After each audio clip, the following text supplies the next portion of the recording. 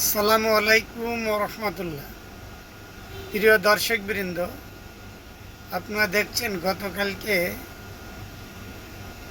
জুলাই সনদে স্বাক্ষর অনুষ্ঠান হয়েছে। এতে মোট ৩৩টি দল স্বাক্ষর অনুষ্ঠানে স্বাক্ষর করেছে।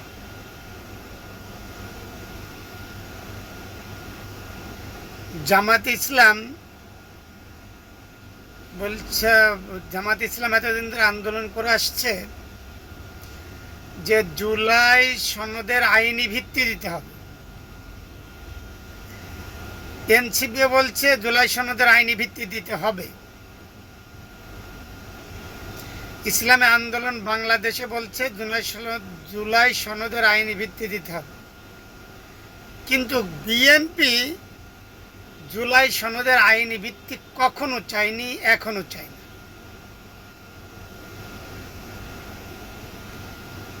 আর একটা আন্দোলন করছে, সেটা হচ্ছে পিআর পদ্ধতিতে।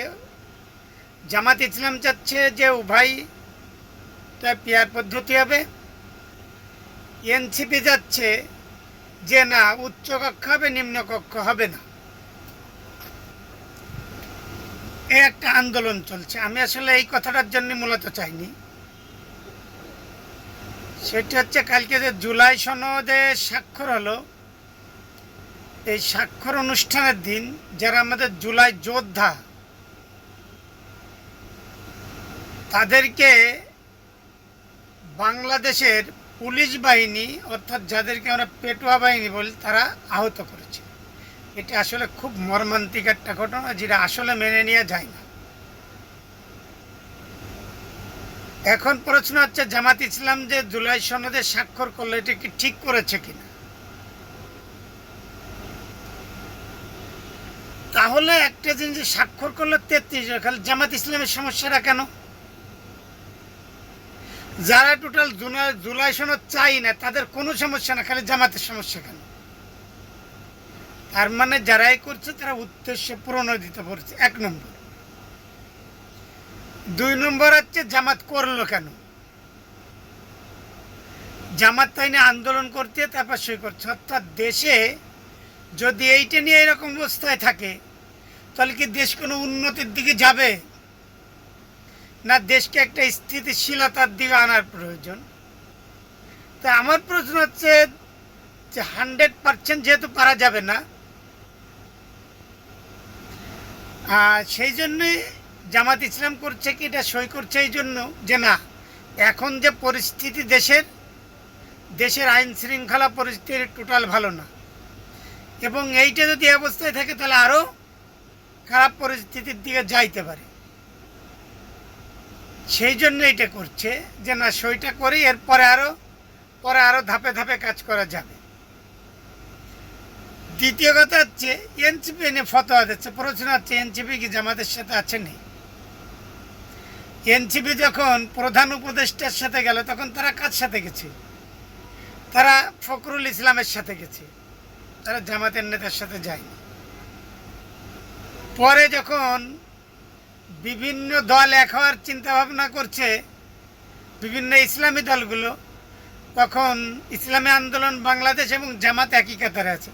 কিন্তু তারা করলো কি, সালাউদ্দিন কাদেরের সাথে সে ফতোয়াবাজের কাছে চলে গেলেন, যিনি ফতোয়ার ঝুড়ি নিয়ে বইছেন, তার কাছে চলে গেলেন। তাহলে ওরা কি আসলে জামাতের সাথে আছে? ওদের কথা মতন জামাত ইসলামের কাজ করতে হবে। তারা চাচ্ছে কিছু মাল পানি, তারা কিছু কামাই করেছে। এনসিপি বেশ কিছু নেতা বেশ কিছু টাকা কামাই করেছে চাঁদাবাজি করে, আর এখন চাচ্ছে তারা ক্ষমতার লোভ নিয়ে যে বিএনপির সাথে গেলে হয়তো কিছু সিট টিট পাইব, সেই জন্যে। জামাত পাবে না, জামাতের 2% 3% ভোট আছে, এর সাথে গেলে কি আর হবে? যার জন্য স্বার্থ নিয়ে যাচ্ছে তারা। জামাতের কোনো স্বার্থ নেই।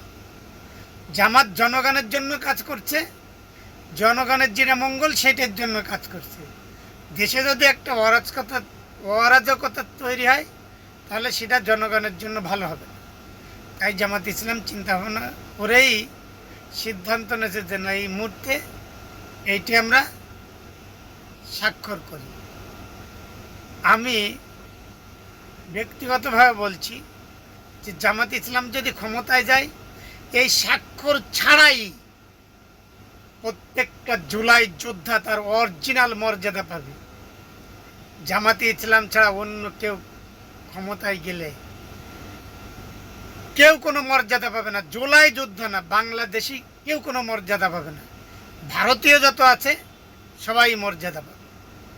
এই কথা বলে শেষ করছি। সবাই আল্লাহ ভালো রাখুক, সুস্থ রাখুক।